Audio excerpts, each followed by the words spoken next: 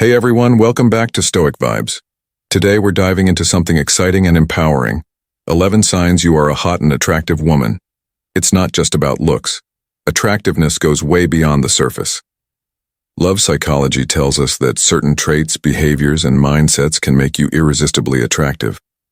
Whether it's your confidence, intelligence, or how you handle yourself in different situations, these qualities truly make you stand out. As always, we're bringing a Stoic twist to this conversation, staying grounded and focusing on what really matters: self-love, inner strength, and authenticity. It is not because things are difficult that we do not dare, it is because we do not dare that they are difficult. Did you know that some of the most life-changing decisions could begin in the time it takes to take a deep breath? That's right, in just a brief moment of pause. The course of your life can shift dramatically, for better or for worse today. We're diving deep into the world of Stoicism, a philosophy that has empowered leaders, thinkers, and individuals across centuries to seize that crucial moment between stimulus and response. Stoics like Marcus Aurelius and Seneca weren't just philosophers, they were practitioners of a life where every decision is a chance to lead a more meaningful life. Stick with me as we uncover the power of thoughtful action and how with a few simple Stoic strategies you can transform your daily decisions and ultimately your life. Whether you're deciding on a career move, managing relationships, or simply choosing where to invest your energy, the wisdom of Stoicism can guide you to clearer, more deliberate paths. Let's explore how to make the space between stimulus and response your most powerful tool for change. And if you appreciate what we're doing here, the simplest favor you can do for us is hit that subscribe button and don't skip any part of the video, as every moment is packed with insights that could be the key to unlocking a wiser, more deliberate you. Let's get started. Chapter 1. The Power of Pause. The idea is to create a tiny gap between what happens to you and how you respond. This gap, this moment of pause, is where true wisdom can flourish. It's not about freezing up or stepping back from life's challenges. It's about taking control, giving yourself the chance to respond with intention, rather than reacting on autopilot. Now, why is this pause so powerful? Think about the last time you reacted too quickly, maybe snapping at a friend or making a hasty decision that you later regretted. In those moments, if we had just taken a moment to breathe, to really consider our next move, things might have turned out differently. This is what the Stoics understood. Marcus Aurelius, a Roman emperor and Stoic philosopher, often wrote about the space between stimulus and response. He believed that this space is where we hold our power. It's our opportunity to align our actions with our values, to ensure we're not just reacting to our immediate impulses, but acting in a way that's true to ourselves. Implementing the power of pause can start with something I call the 5C rule before you react to anything, be it an annoying email, a stressful request from your boss, or even just the urge to skip your morning workout. Countdown from 5. During those 5 seconds, take a deep breath and remind yourself of who you are and what you stand for. These few seconds help you shift from a knee-jerk reaction to a thoughtful response, and for decisions that aren't so time-sensitive, there's the 24-hour rule. This is especially useful for bigger life-impacting decisions. Give yourself a full day to mull things over. This doesn't mean obsessing over the problem for 24 hours straight, but rather allowing yourself the time to sleep on it, to discuss it with a trusted friend or mentor, or to simply let your subconscious chew on it while you go about your day. Often you'll find that this pause helps to dissolve the fog of urgency and emotion, revealing a clearer, more reasoned path forward. So why do we focus on this in Stoicism? Because Stoicism isn't just about enduring life's slings and arrows, it's about thriving in spite of them. It's about recognizing that while we can't control what happens to us, we absolutely can control how we respond. And that response, crafted in the crucible of a thoughtful pause, can be a profound exercise of freedom and personal integrity. By mastering the power of pause, you're not just reacting to life, you're participating in it, deliberately shaping your own story with every choice you. Marcus Aurelius, a Roman emperor and Stoic philosopher, often wrote about the space between stimulus and response. He believed that this space is where we hold our power. It's our opportunity to align our actions with our values, to ensure we're not just reacting to our immediate impulses, but acting in a way that's true to ourselves. Implementing the power of pause can start with something I call the 5 C's. Rule before you react to anything, be it an annoying email, a stressful request from your boss, or even just the urge to skip your morning workout countdown from 5. During those 5 seconds, take a deep breath and remind yourself of who you are and what you stand for. These few seconds help you shift from a knee-jerk reaction to a thoughtful response. And for decisions that aren't so time-sensitive, there's the 24-hour rule. This is especially useful for bigger life-impacting decisions. Give yourself a full day to mull things over. This doesn't mean obsessing over the problem for 24 hours straight, but rather allowing yourself the time to sleep on it, to discuss it with a trusted friend or mentor, or to simply let your subconscious chew on it while you go about your day. Often you'll find that this pause helps to dissolve the fog of urgency and emotion, revealing a clearer, more reasoned path forward. So why do we focus on this in Stoicism? Because Stoicism isn't just about enduring life's slings and arrows, it's about thriving in spite of them. It's about recognizing that while we can't control what happens to us, we absolutely can control how we respond. And that response, crafted in the crucible of a thoughtful pause, can be a profound exercise of freedom and personal integrity. By mastering the power of pause, you're not just reacting to life, you're participating in it, deliberately shaping your own story with every choice you above. This involves imagining yourself zooming out of your current situation. Pick yourself rising above your life, above your city, seeing everything from a higher, broader perspective. From this vantage point, things that feel overwhelming up close start to shrink in significance. This mental shift isn't just about gaining a new viewpoint, it's about understanding the relative importance of our issues. Seneca, a Stoic heavyweight, often discussed the importance of contextualizing our struggles. He believed that viewing problems from a distant perspective helps us prioritize what truly matters and dismiss what does not. Next, let's talk about role reversal. This is about stepping into someone else's shoes. Imagine how a person you admire, a mentor, a historical figure, or even a character from a book would handle your situation. Alternatively, consider what advice you would give a friend if they were in your predicament. Often this shift in perspective reveals solutions and approaches we hadn't considered, trapped as we were in our own heads.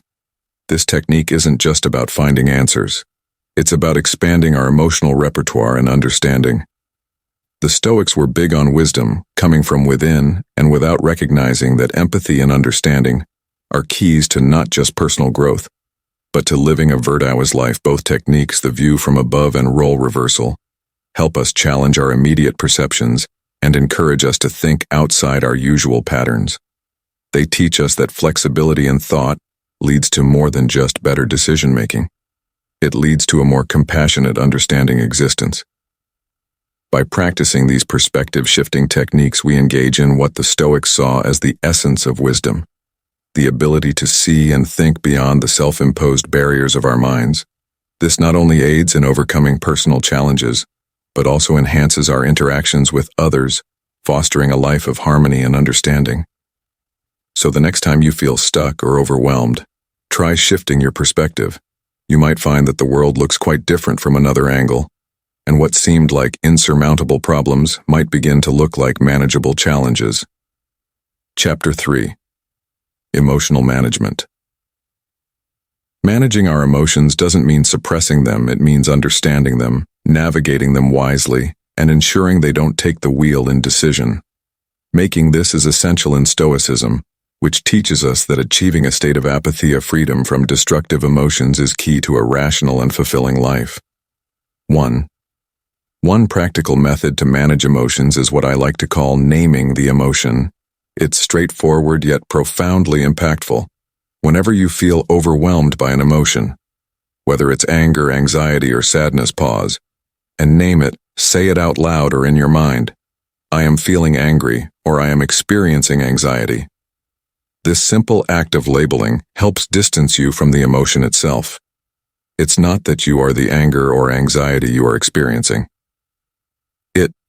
Epicus, a Stoic philosopher, emphasized that it's not the events themselves that disturb us, but our interpretation of these events. By naming the emotion, we start to disentangle ourselves from the feeling and see it for what it really is. just a temporary state that doesn't have to dictate our actions. Another powerful technique is what we can call the Stoic's pause. This is about taking a literal pause before reacting to emotional triggers when something upsets you instead of immediately reacting. Take a deep breath, let it fill you. Slowly count to 3 and then exhale. This pause gives your rational mind time to catch up to your emotional response. It's a moment where you can remind yourself of Marcus Aurelius's advice. You have power over your mind. Not outside events realize this, and you will find strength. This pause isn't about avoiding emotion, but about choosing how to respond to it in a way that aligns with your values and goals. These methods are more than just techniques, they are exercises in gaining freedom from the tyranny of unchecked emotions. The Stoics believed that true freedom comes from within, from our ability to govern ourselves and our responses regardless of external circumstances. Emotional management, therefore, is not just about feeling better. It's about being better. It's about cultivating a resilience that allows you to face life's ups and downs with equanimity and grace. So whether you're dealing with a stressful day at work, navigating complex relationships, or facing personal setbacks, remember that managing your emotions is possible and necessary for living a life of reason and virtue. Practice naming your emotions to understand them better, and use the Stoics' pause to respond to life's challenges with thoughtfulness rather than impulse. By mastering your emotions, you're not just surviving, you're thriving, empowered by the very principles that have guided great minds. Through the Ages, Chapter 4, Rational Analysis. One of the cornerstone techniques in rational analysis is what I like to call the pros and cons list. This might sound basic, but don't underestimate its power.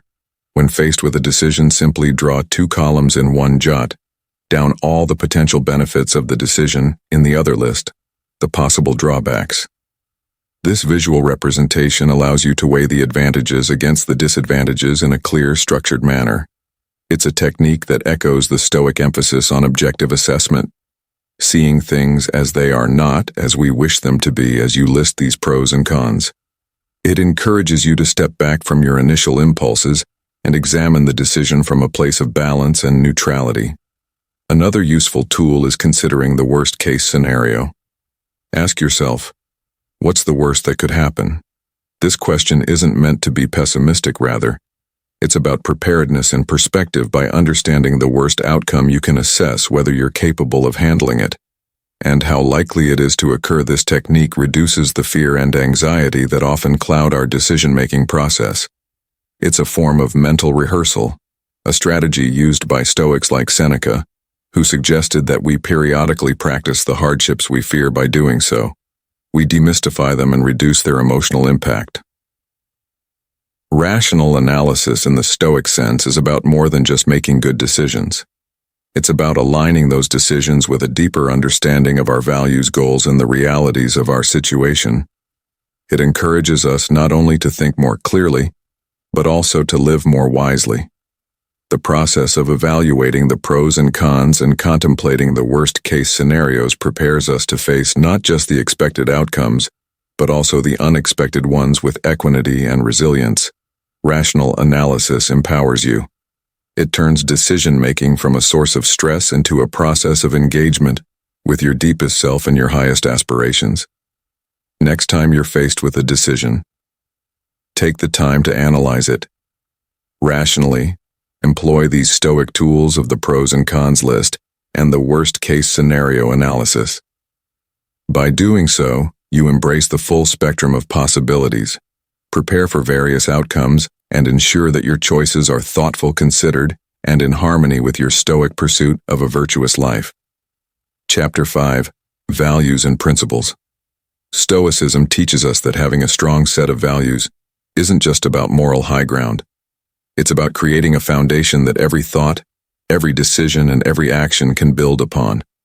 It's what gives our life direction and consistency. One key technique to ensure your decisions align with your values is what I like to call the integrity check. Whenever you face a decision, big or small, ask yourself, does this align with